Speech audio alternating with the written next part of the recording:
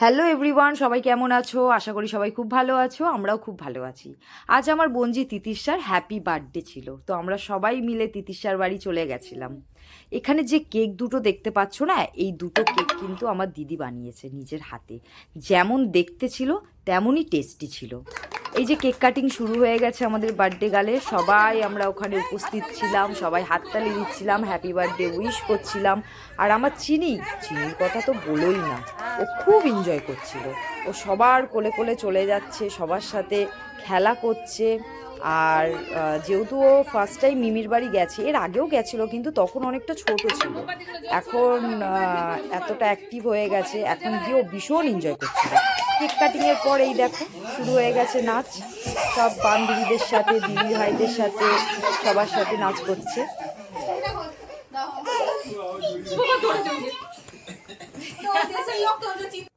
তারপর আমরা সবাই মিলে, ভাই বোনরা মিলে সব বসে বসে আমাদের পিকনিক হবে, যেহেতু পিকনিকের আলোচনা করছিলাম যে কখন কোথায় হবে, কি হবে না হবে, সেগুলো নিয়ে আমরা সবাই মজা করছিলাম, কথা বলছিলাম। সত্যি কথা বলতে কি বলতো, যখনই কোনো অনুষ্ঠান হয়, আমরা যখন ভাই বোনরা এক জায়গায় হই, তখন প্রচণ্ড হই হুল্লা হয়। আর সবাই সবার মতন গল্প করি, হাসাহাসি ঠাট্টাবাজি, মানে কখন যে সময় পেরিয়ে যায় কোনো ঠিকই থাকে না।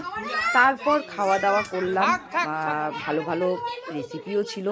সরি, তুলতে ভুলে গেছিলাম, কারণ চিনি ঘুম পেয়েছিল, কান্নাকাটিও করছিল, বাড়িতে তাড়াতাড়ি ফিরতে হবে, তো ওই জন্য আর ভিডিও করা হয়নি। তো আমরা সবাই গল্প টল্প করলাম, খাওয়া দাওয়া সেরে আমরা বাড়ির জন্য রওনা দিলাম। তো আজকের দিনটা ভীষণ ভালো কেটেছে।